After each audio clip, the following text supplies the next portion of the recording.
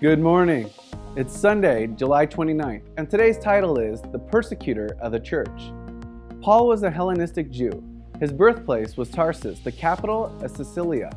Notwithstanding, to a certain extent, he deviated from the Hellenistic stereotype, for he was brought to Jerusalem, where he studied under Gamaliel, the most influential Pharisaic teacher at the time. As a Pharisee, Paul was strictly orthodox, though his zeal bordered on fanaticism. This is why he led Stephen to his death and became the key figure in the ensuing persecution.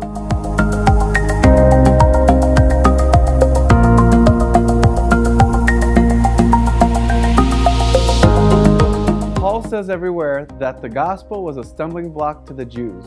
Besides the fact that Jesus did not fit the traditional Jewish expectation of a kingly Messiah, they could by no means accept the idea that the one who had died on a cross could be God's Messiah, for the scripture says that anyone who is hung is under God's curse.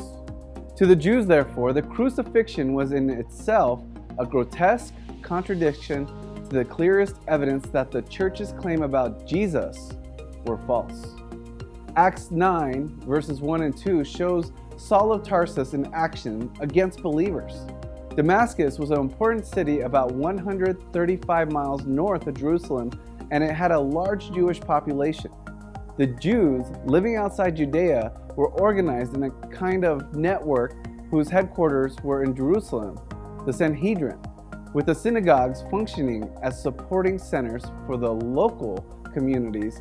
There was constant communication between the Sanhedrin and such communities through letters normally carried by the Shaliach, one who is sent, from the Hebrew Shalah, to send. A Shalah was an official agent appointed by the Sanhedrin to perform several religious functions. When Paul asked the high priest, the Sanhedrin's president, for letters addressed to the synagogue in Damascus, he became a Shaliach, with authority to arrest any followers of Jesus and bring them to Jerusalem. In Greek, the equivalent to Shaliach is apostolos, which the word apostles derives. Thus, before being an apostle of Jesus Christ, Paul was an apostle of the Sanhedrin. When was the last time you were zealous for or against something you later changed your mind about? What lessons should you have learned from that experience? Please answer in the comment section below. Thank you for watching, and as always, God bless you and have a great day.